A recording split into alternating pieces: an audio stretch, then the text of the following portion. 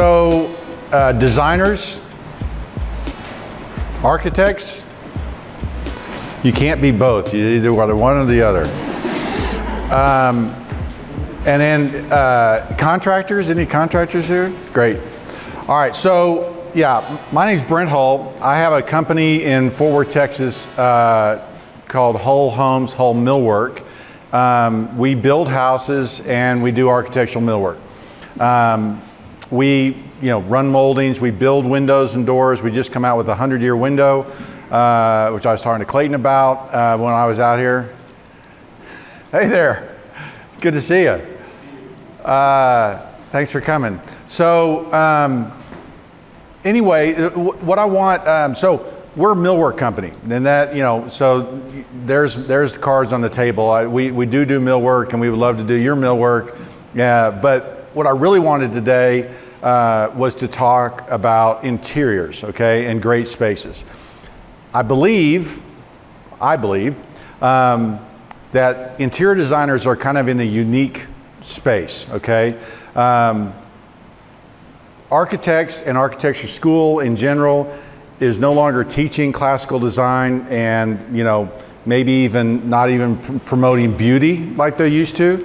And I believe over the last 50, 60 years, this is the Brent Hull theory, that over the last, I don't know, since Edith Wharton wrote her book, what was that, early 1900s, probably by maybe after World War II, the rise of the interior designer as a major influencer on jobs has taken place. And I'm always surprised on the projects that we work on all over the country, how the main leader of design is oftentimes not the architect, but the interior designer.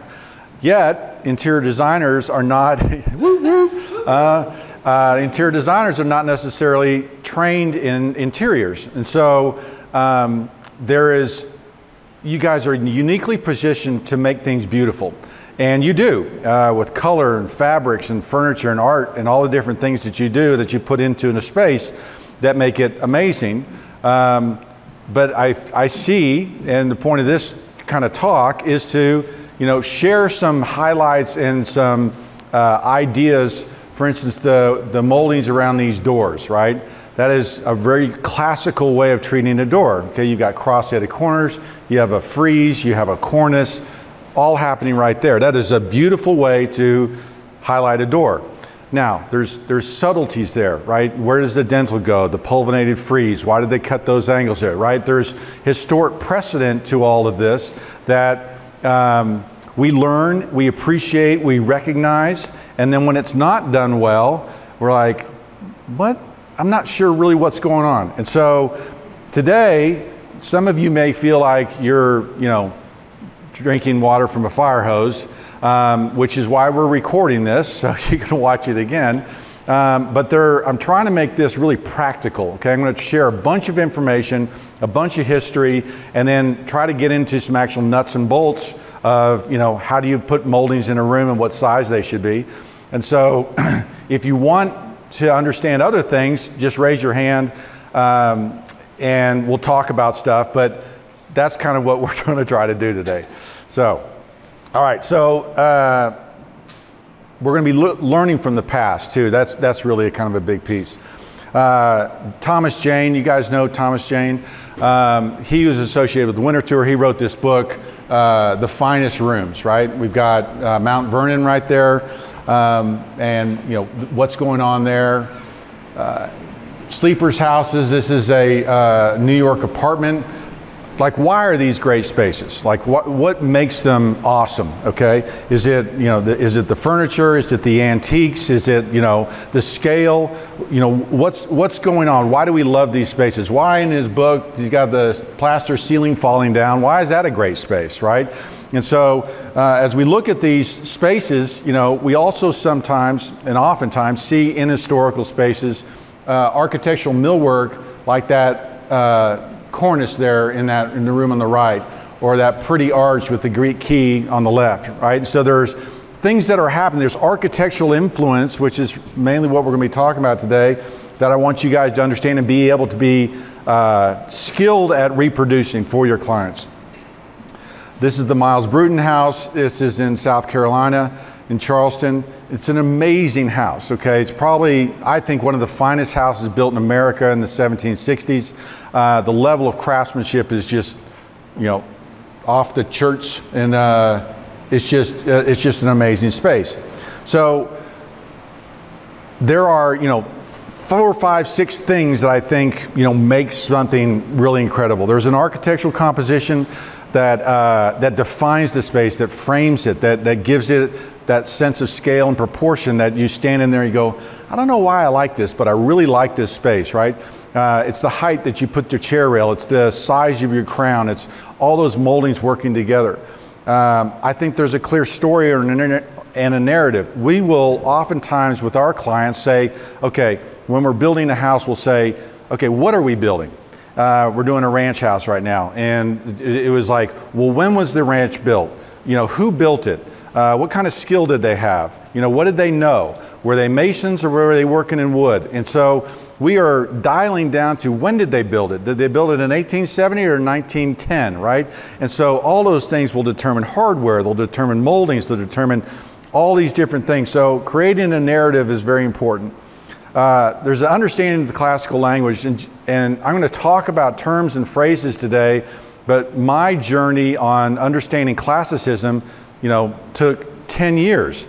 And when I wrote the book, I think there's some here, Traditional American Rooms, on the rooms at Winter Tour. Anybody been to Winter Tour? Oh my gosh. No one here has been to Winter Tour. So Winter Tour is the DuPont family home, okay? In 1920, he started collecting American antiques. He began collecting rooms, okay? So he'd find a, you know, Philadelphia highboy. He'd find out about a parlor from Philadelphia that was being torn down. He would buy the parlor, and then he installed it in his house, okay? And his house kept growing and growing and growing as he continued to collect rooms. There's 175 historic rooms at Winter Tour from all over the country, from New Hampshire down to, you know, Georgia, and everything in between. All this incredible cross-section of American architectural interiors from 1640 to 1860. 175 rooms. So it's an amazing place. And I can't believe no one's been here. I'm so discouraged. And so when I wrote that book on those rooms, I walked into those rooms and I say, what is going on here? Why are these moldings this way, and then they go to this room and they're so different here? What's going on? And so it began a process. I think that book was like 2010 or something. And so it takes a long time. So again, that drinking water from the fire hose here, I understand that some of this will be, what? So, but we'll have fun. And then scale and proportion of details, we'll talk about that too. Okay, architectural composition. Okay, this is that Miles Bruton room. Do you recognize and see how there is a clear, you know, this architectural order, the pedestal, the column, and the entablature, right, is clearly seen in this room, okay? So if you look at period rooms, almost all of them, French, English, everything, there is an architectural composition that is based on the 5 orders of architecture and all those moldings and details, which we'll talk about. But just don't look at that and go, oh, that's so pretty, or oh, that's so the tall ceilings. It is, right? But I want you to be able to recognize, you know, why they set the chair rail at this height, okay? How it unifies the space by tying all the window sills together. And then love how they, you know, did that little curved corner on the wainscot as it wrapped into the window well. That's, you know, this gravy, because it's just so beautiful, on top of the fact that it's composed really wonderfully. Now, this is the Corinthian order, okay? And when I placed the Doric order on here, which is a more masculine, heavy order, it didn't match up as well, okay? And so there are, everybody heard of the 5 orders of architecture? Okay, so basically the Greeks and Romans had 3 orders. They had Doric, Ionic, and Corinthian, okay? There's 3 orders. In the Renaissance, they kind of developed into 5 orders, okay? And so I went through those orders, and you'll see the scale here in a little bit, but there is an architectural composition in these rooms. which for you guys means that the chair rail, based on the height of the room, actually goes at certain heights, right? And if you take anything away from this talk, it is never 3 feet, okay? Always lower than that, okay? This room's probably 12 or 15 feet tall. That's about 28 inches, okay? So realize it's never 3 feet. Write that down. The clear narrative in the story, right? This is the Mount Vernon dining room, George Washington's home. What was he doing? Why are these pilasters this way? Why is that green color in there? What is those drippy things with the decoration there? That all comes from Robert Adam, this is a mantle from Robert Adam. He was an English architect. He's the one that discovered Pompeii, but he didn't discover it. He traveled to Pompeii, and the neoclassicism, which starts in the 1780s-ish, happens because we've been studying buildings in Rome, and they're studying the outside of the buildings, and they base their moldings on the outsides of buildings. That's why Georgian moldings are heavy and thick, okay? When they discovered Pompeii, everybody know about Pompeii? Okay, so good. When he went into those interiors in Pompeii, all he saw were these incredible brilliant colors, reds and pinks and greens, and the decoration. There was no crazy moldings. It was decorations like this with swags and urns and wreaths, and so those details come from that period, and that's why that room looks like that. What that means is if you have a client who wants a federal room, you're going to be inching towards this kind of styling. You're going to be learning about that kind of styling. Another note, okay, except for us, don't trust any manufacturer when they say something is Georgian or federal or Victorian, okay? I'm telling you, 99 times out of 100, it's wrong, okay? And I can't tell you, especially when we get into decoration and moldings and classical things like that, don't trust them. Do your own research, become the expert. And then we've got this lost art of classicism. We've forgotten how to build things classically. This all happens after World War II. It happens with the rise of modernism. There is a rejection of the classical rules. And I'm not going to get into one's better than the other. I'm just saying that the Greeks and Romans, when they put together this classical thing, which we'll talk about, there was a proportion and scale. There was a human scale that was relevant in all of their designs. And today, right, we have this, okay? That's bad, okay? This is good, this is bad. But why is this bad, okay? The carpenter today thinks that if they build a panel, they're doing something classical, okay? They're doing something unique. They buy off-the-shelf brackets, carved brackets, which are most of the time inappropriate. You know, the scale around the fireplace hearth, we get told that code is 12 inches and we have to spread it out. Wrong, okay? You gotta fight that. You gotta fight for beauty in this thing. And so we'll get into all this. But bad, good. And then the power of moldings, okay? That this is a house, this is a 1970s, you know, bad house, right? Ugly house. And all we did was we changed the moldings. So we went from probably we took out the 2.5, 3.5 inch casing, the 4-inch base, and we did 6 or 8 inch base. We punctuated the openings, which is a term you'll understand here soon. Framed the opening, put a little header over top, and all of a sudden, and a chair rail, and it transforms that space, right? And so when you learn how to use moldings well, you can do powerful things, which is fun. Essentially, what I'm talking about is I'm talking about what the Greeks developed, the Romans, stole and kind of made their own, right? And that whole classical period from, pre-BC to 300 AD when the Roman Empire was really growing, right? There's a guy named Vitruvius. The only book that we have from the classical world on architecture is a guy named Vitruvius who wrote a book called The 10 Books of Architecture. You don't have to read it because there's a lot of different stuff in there, but there's a number of ideas that came out of that book that they discovered in the Renaissance. So now 1400, 1400, they rediscover all these great classical works. That's when Plato and Cicero and all these great writers are rediscovered. And so it's a rebirth, right? It's called the Renaissance. Starts in Italy. It kind of moves out into France later as the architects and designers start getting hired by the French courts. Inigo Jones in England is the first guy to take classicism back to England in 1573. But realize, I'm showing you how slow that path is. It takes 120 years for it to even get to England. But these are ideas and things that come to us later, right? So as America is starting to develop in the 1720s and 1730s, there are some other things, you know, that's where that tradition comes from. Here's the 5 orders of architecture I was talking about. Tuscan, Doric, Ionic, Corinthian, and Composite. And so this is what was developed in the Renaissance, and what you'll notice is that this order, the Tuscan order, is very different from the Composite order, okay? It's more ornamented, right? There's more detail. This is a thicker, heavier thing. This is a thinner, lighter deal. And so, you know, very few decorations and details there, you know, a lot of, you know, dentils and shapes there.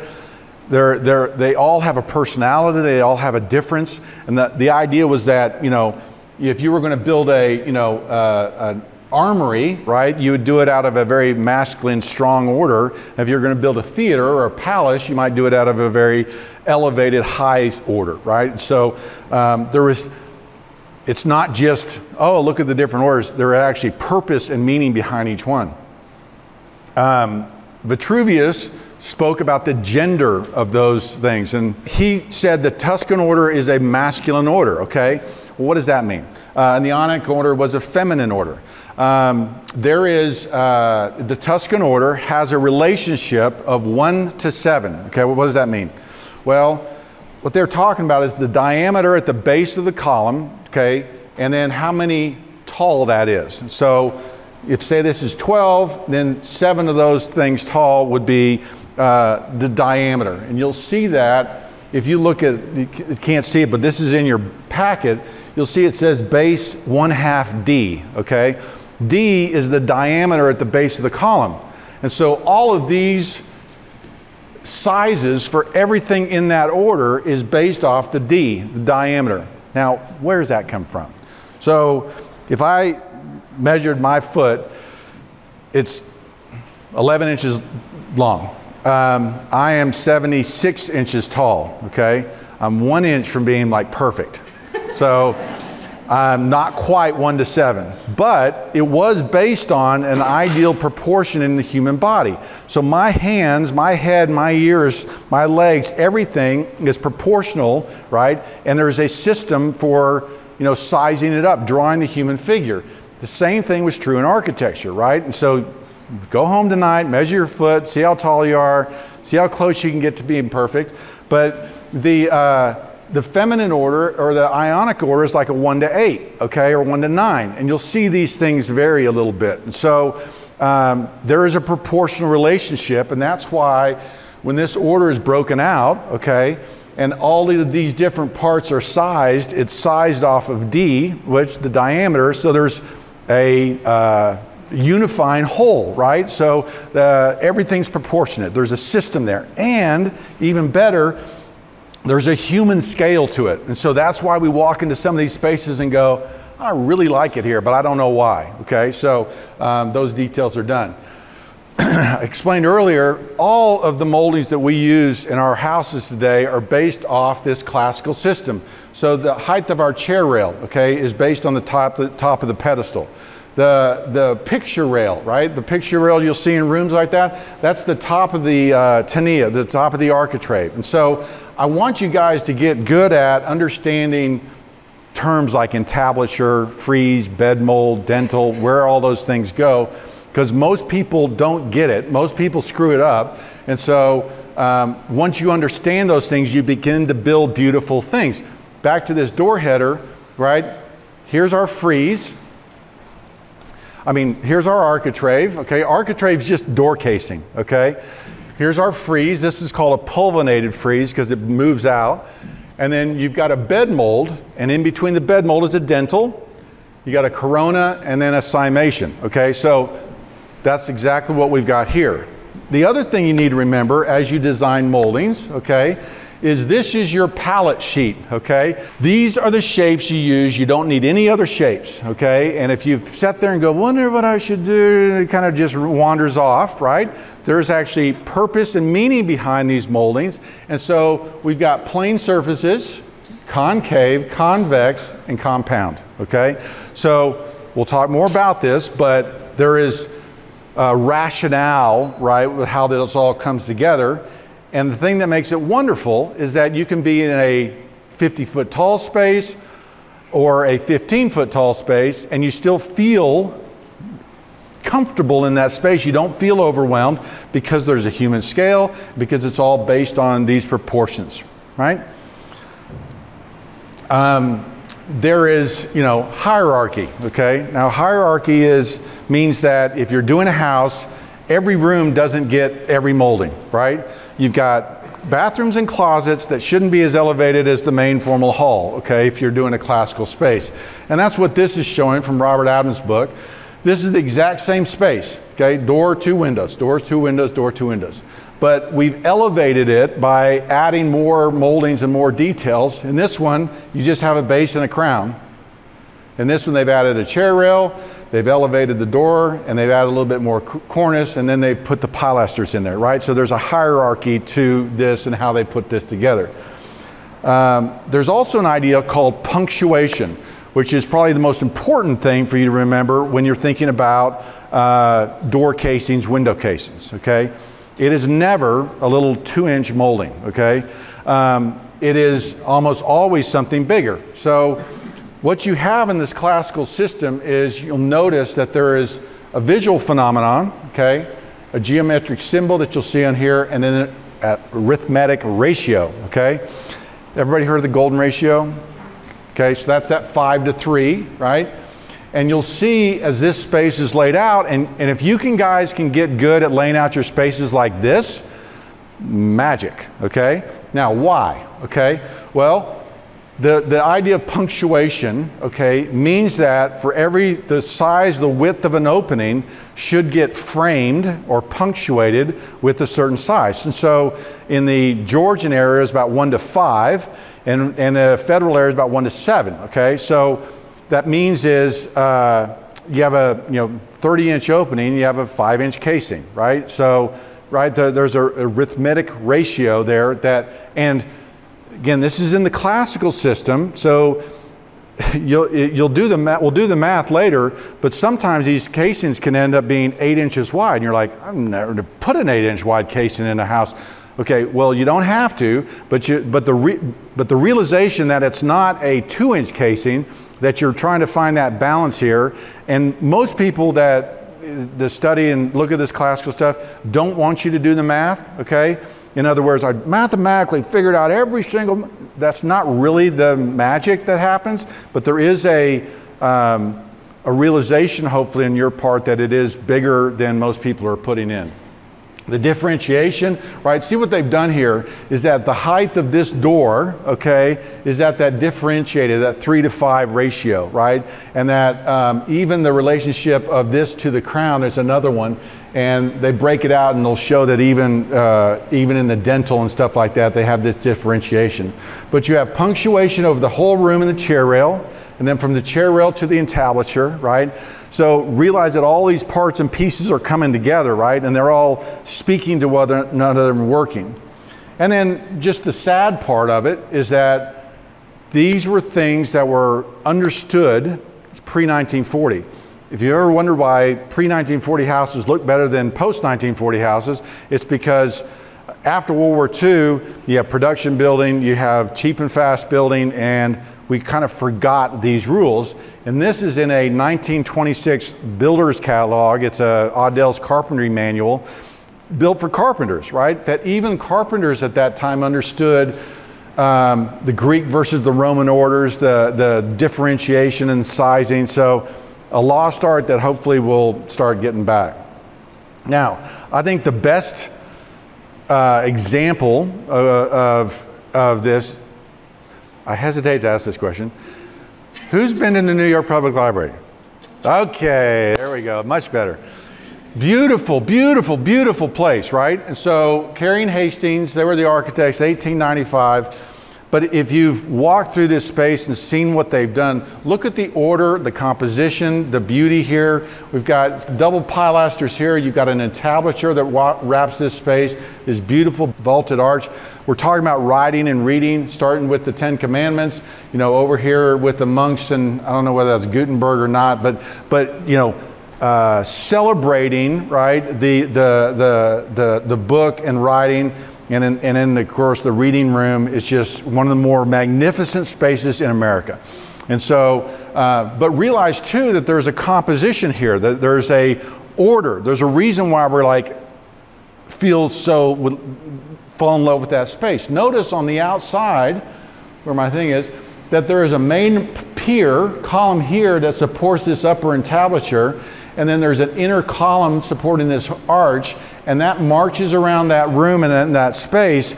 And there's repetition, there's pattern, there's rhythm, there's harmony, there's almost musical, lyrical kind of beauty in this space that we love. And so, you know, then you break down the smaller elements, right? There's the framing and the order that's taking place there. And then when you have just openings like this with the arch and there's tons of ornamentation in here, but it doesn't feel too ornamented, right? Why is that? Why can't we do good ornament like this anymore?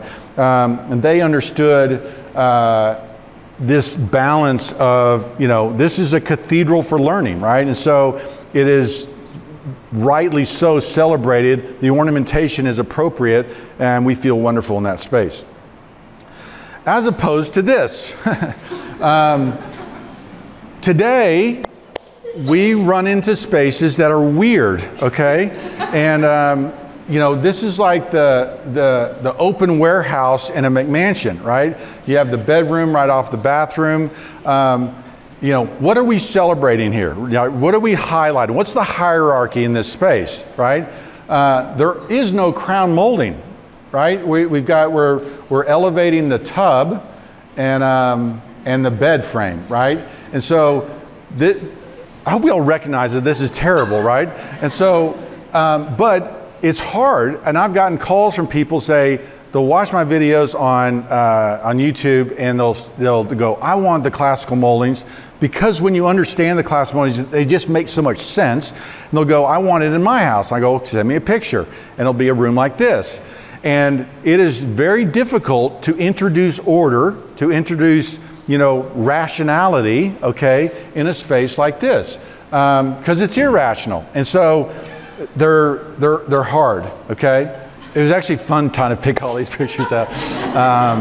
But the Corinthian Column, okay, is the classic, if you've, maybe we've all done it, if you put a Corinthian Column in your house, then that's kind of like, ooh, I wish I hadn't done that. Because the Corinthian Column tends to be the sticker, okay, that we put on a thing if someone wants something very elaborate or ornamented, okay? And yet this Corinthian Column, okay, one is a bad Corinthian Column. Notice that it's a straight shot, it's a tube, okay? Columns have entasis, they have movement in them. They're bigger at the base than they are at the neck. And then that little molding at the bottom, you know, there should be a double attic base and everything else. It's just an ignorance to the classical orders. It's an ignorance to that thing. And manufacturers give us these things, and we end up using them like stickers on these jobs so that we can elevate a space when we don't really know how to elevate a space. So we're going to learn from the past. Lot of sheetrock arches in McMansions, right? Why do they do that? Well, they're trying to create interest. They don't know how to use moldings. They don't know how to elevate a space. And you walk into these spaces and you're like, where do I go? What am I supposed to do? Whereas you walk into a traditional space and you're like, it's very clear, you know, this element is more important than this element. I should go here because there's hierarchy there, or whatever the thing is, right? And so these spaces become very confusing. By the way, just quick quiz. This is advertised as a what style house? That's right, we don't know.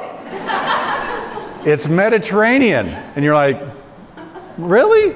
No. So again, confusion, lack of a story, lack of a narrative, right, that they don't carry without the house. And then people hear the terms, and this other thing we do, I'll have people say, you know, I have a stained grade library, okay? Or I'll have a cherry library, as if those words will elevate it and make you think more about the stuff. Because there aren't many name brand things that they can brag about with their friends at the cocktail party. I got a Sub-Zero Wolf maybe, but I got stained grade library. Okay, maybe, no, wrong. Here's stained grade trim, right, that just looks silly. Just like you've done brown stripes around your house. I'm not holding back, am I? Okay, so now let's get practical. 4 rules for today as far as unifying a room, narrative, all that different stuff. We're going to dig into it now. Who knows about the ICAA? Everybody? Institute of Classical Architecture and Art. There's a chapter here in Utah. When I was on the Texas board and we went to the University of Texas and said, you know, we'd like to have a class for your students, a weekend class. And they're like, you're not having a classical class here. We're like, what? They're like, no, we're not, you're not bringing that information into our students. We're like, that is really hostile, right, about that. And, you know, it's not that bad. And so to answer your question, I think the beauty of classical designs and understand these rules is you can apply them to modern spaces. You don't have to use crowns and moldings and things like that, but you can still establish order, proportion, scale, so you can fall into those spaces and love them. I would also say that the reason modern styles and simplification work so well with clients is because classicism is so poorly done, like some of those things I just showed you, that people don't want that, right? When I tell some clients, hey, we'd like to do a real classical thing, really, are you sure? You know, they don't, because they're done so poorly so often. So once you understand these rules, you can apply them to these modern things. I'm not even talking about with moldings, but still understand the proportion, unifying a space and things like that, that can make a big difference. So there's 2 moldings that I think help unify a space better than anything else. One is the chair rail, okay, which I pointed out earlier. This is the room at Winter Tour. It's a frock tour room. It's a room from Pennsylvania.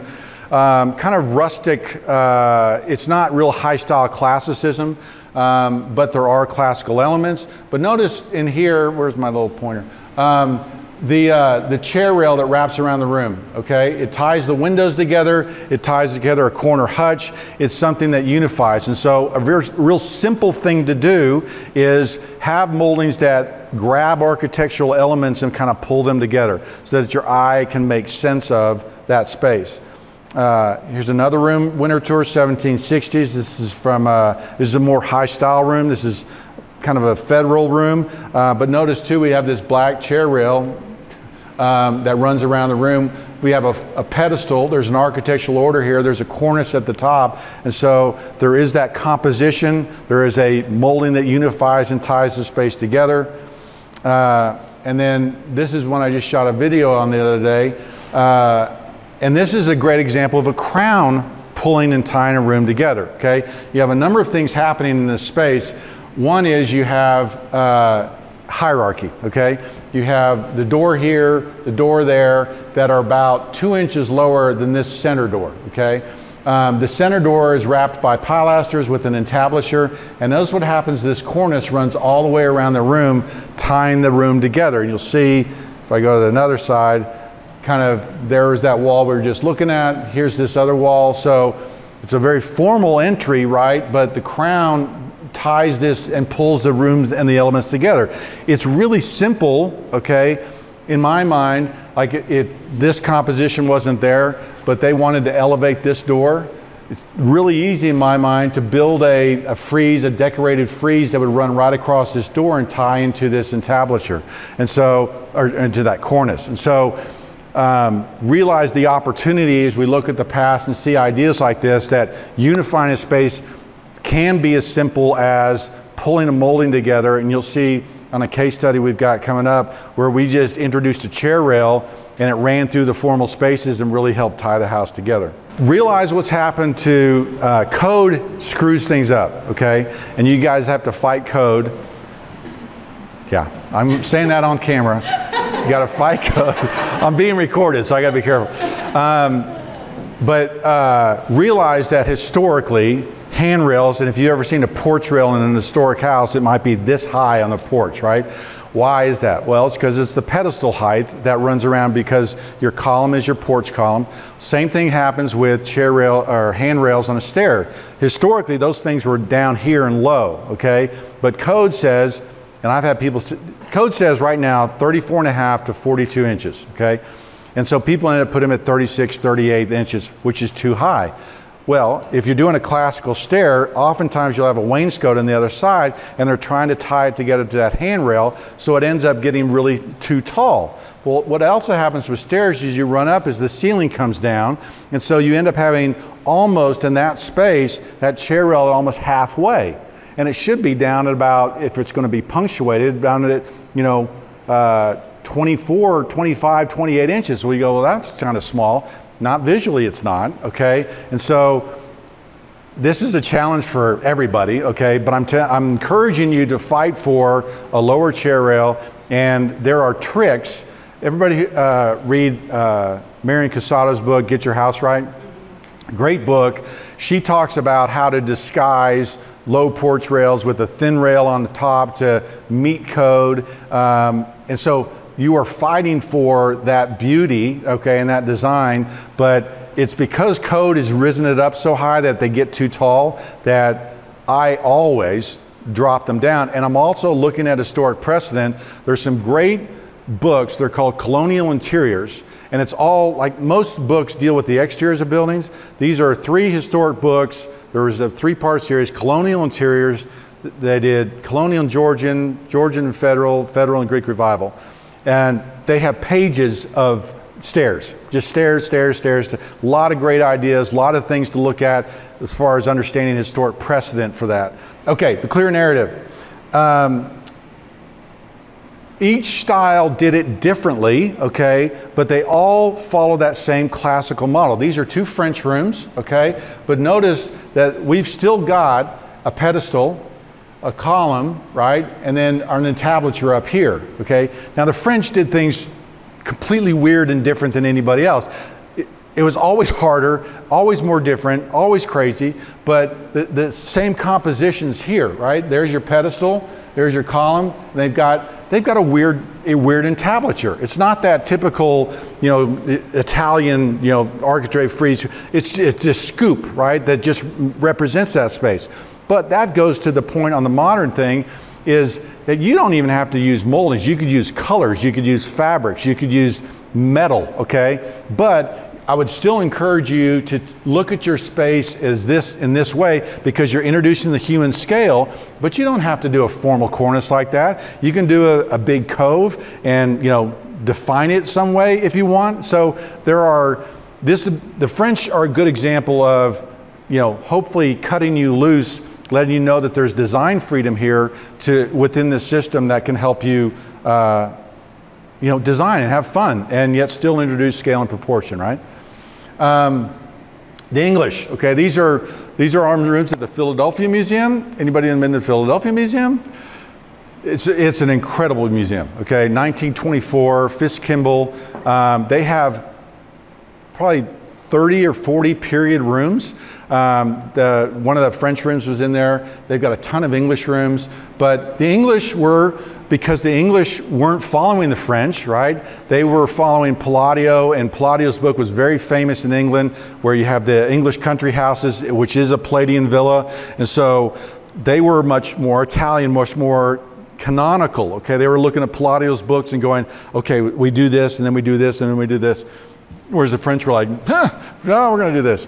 And so notice that the English, right, we've got a much more formal pedestal, much more, typical canonical entablature, and then they oftentimes will have full columns in their rooms, and their decoration is wonderful and elegant, and these are both English spaces. But they did it differently. And then Robert Adam, okay, who I talked about discoveries from Pompeii and what he was doing, right? Compare that Georgian room there with the Federal room, okay? So with color, with very little ornamentation, but you know, painted gold, right? And so these are, I mean, that's an incredible space. Not sure anybody wants to copy that necessarily, but he did some fun things with colors and brilliant styles that was a complete departure from that Georgian stuff, right? So our federal stuff, think about that Washington interior we were looking at earlier, you know, this is where we got our ideas. We didn't copy them exactly, but that is where that came from. And then understanding moldings and the purpose of moldings. I talked about this, the power of moldings, right? So when we look at a cornice like this, okay, realize that moldings had purpose, okay, when they were being designed. There is supporting moldings that are moldings that lift up, that hold, okay? So, you know, if I'm gonna lift up something, I'm gonna put my arm up under it, right? I'm gonna support it, okay? The terminating molding is the ta-da, right? That's the finish, right? There's no support here, it's the finish. So, supporting moldings, terminating moldings, right?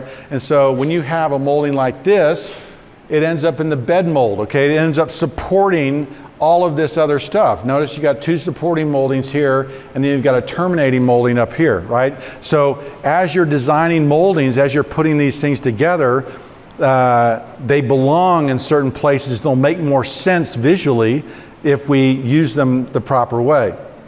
There is a language of moldings. Okay, Georgian, Federal, French. Look what the French did. What in the world, right? How did they come up with that? There's some Gothic stuff in there. There's just French, okay? And so, but there is a clear language, okay? And if you want to do a Georgian molding, okay, you're going to have a very heavy molding, okay? Whenever you get this thing projects out, it's going to be, you know, forward. When you get in the federal things are cut away, okay? So when you cut away, you lighten it, okay? So, right? So these things make sense, but oftentimes you don't think about them until you think about them. So there's a clear language, and when you create a French space, why not put French moldings in there, right? Because you're trying to do French, let's do French. So anyway, the other thing is that the kind of the language of moldings, moldings should communicate. Now, how do they communicate? Well, we should be able to read them, okay?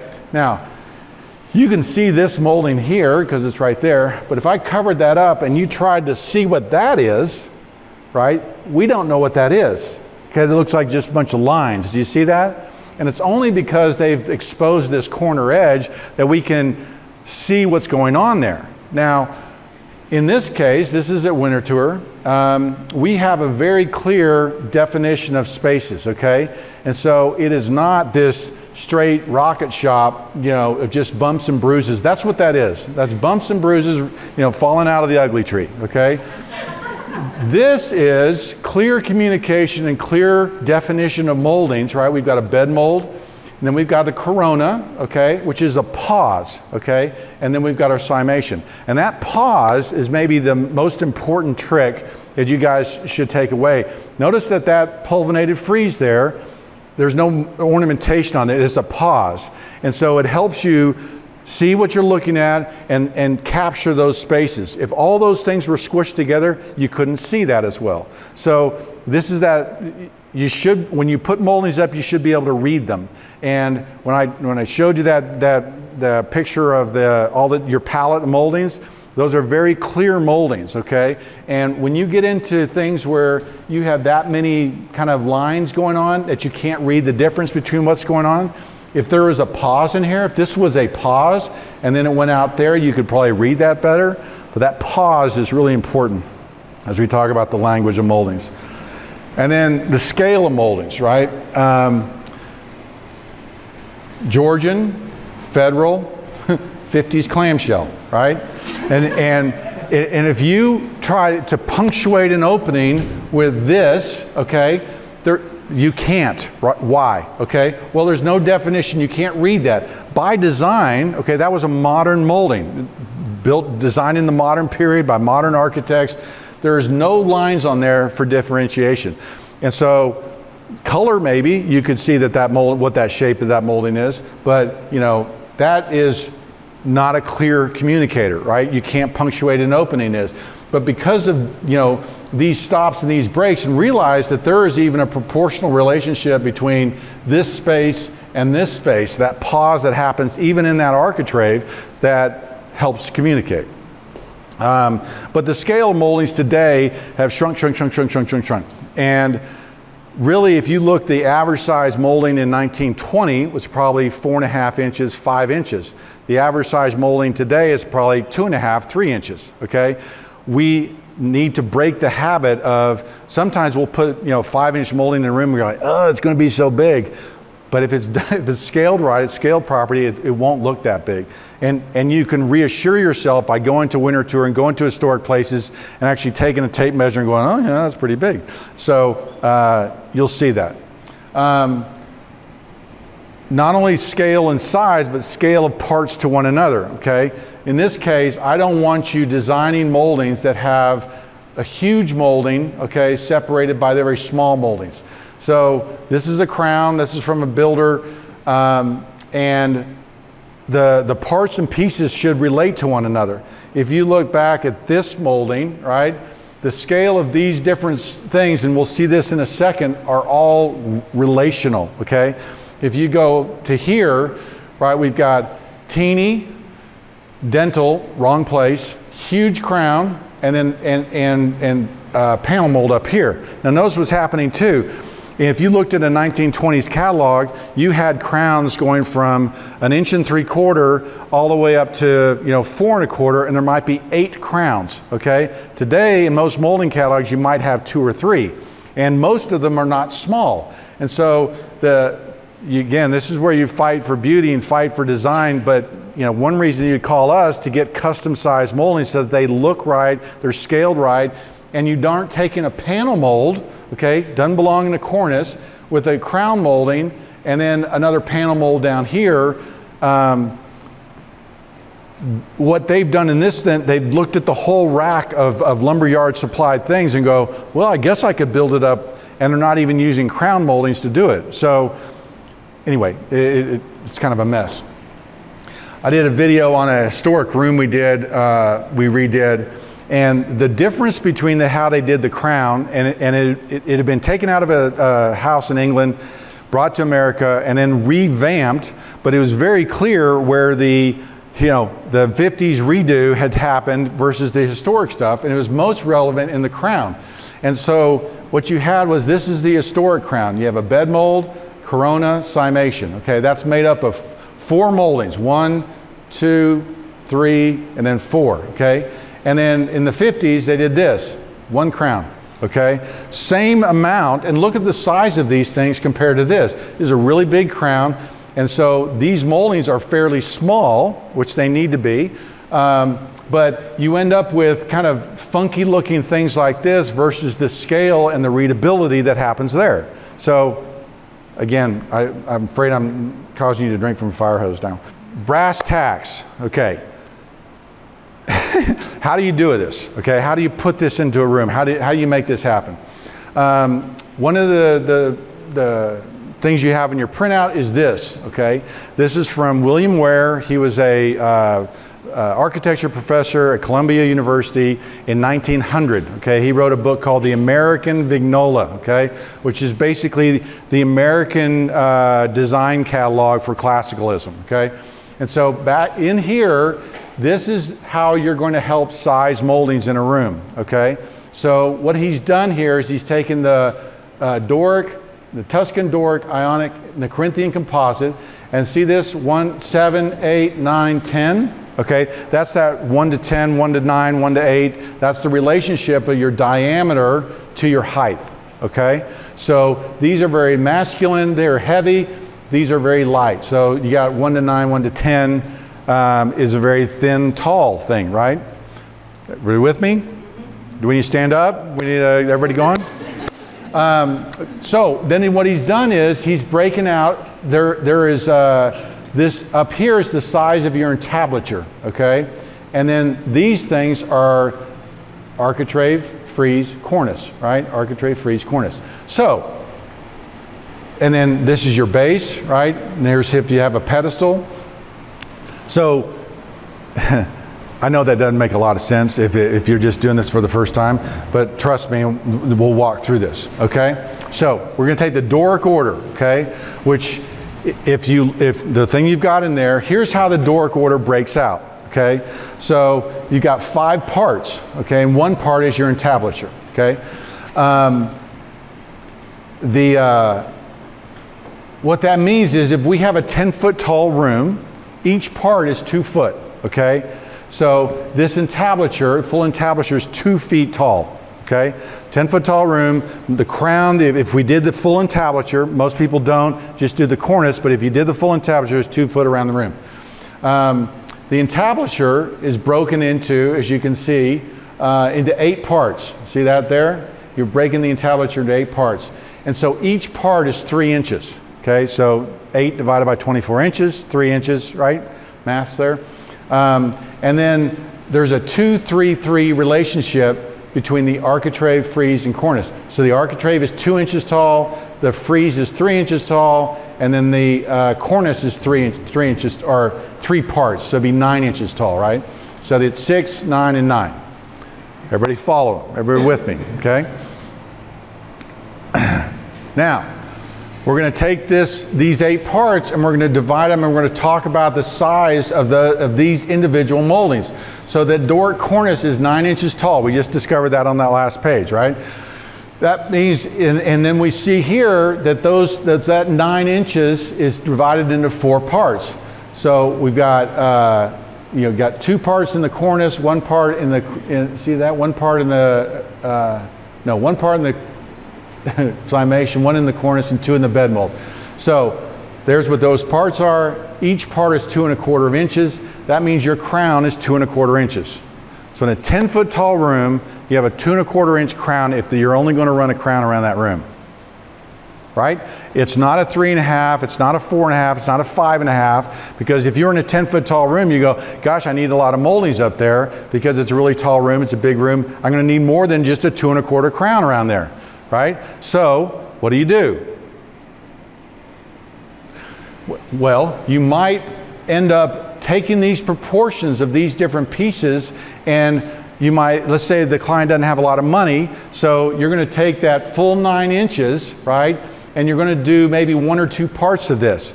You might do you're going to fakery a little bit, right? You're going to put a small molding as a bed mold. You'll have a little bit of a corona, and then you do a crown at the top. Now visually, you should be able to see that because there's only 3 moldings there, but you are communicating the size and the scale, right?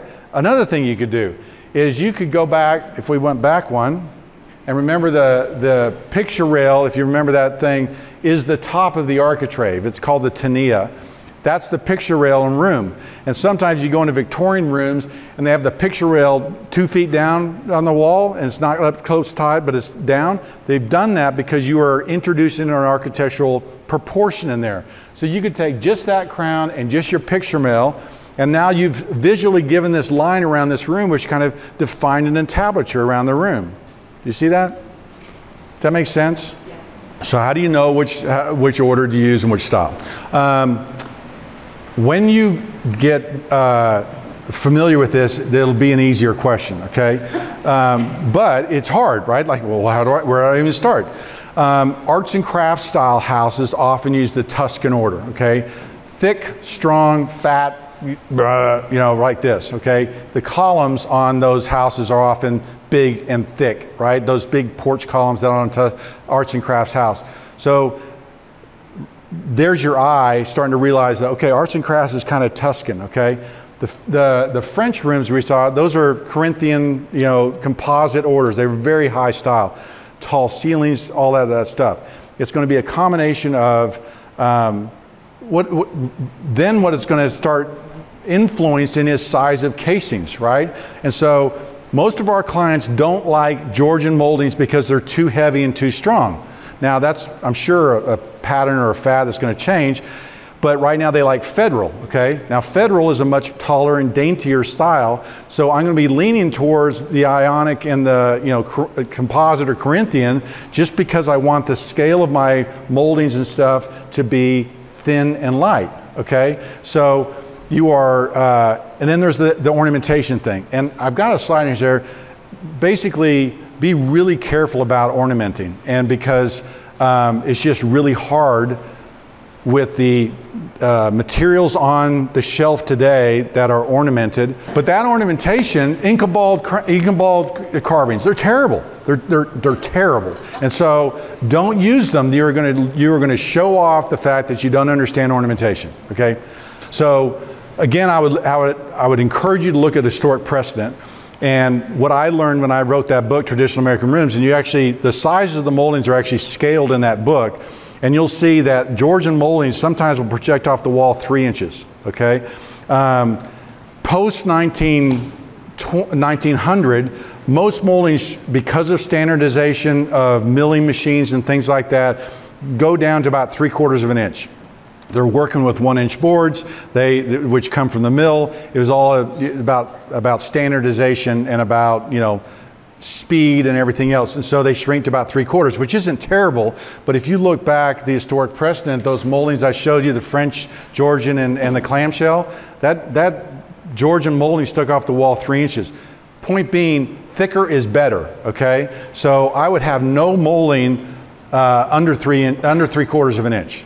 Nothing under 3/4 of an inch. And if I had a 10-foot tall room, my base would be 1.25 inches, 1.5 inches even. Because unless I'm doing something Federal, which needed to be tall and thin, I want my base to communicate strength, and I want it to, hold up that wall. And so, right? And so basically nothing under 3/4 of an inch. Bigger is better, and it will punctuate openings better. All right, one more, and this is the Tuscan order, right? And in this case, this is divided, the wall's divided out into 19 parts, and then you'll see that the pedestal gives you the size of your pedestal, and then the size of the entablature up here, okay? 19 parts, 10-foot tall room.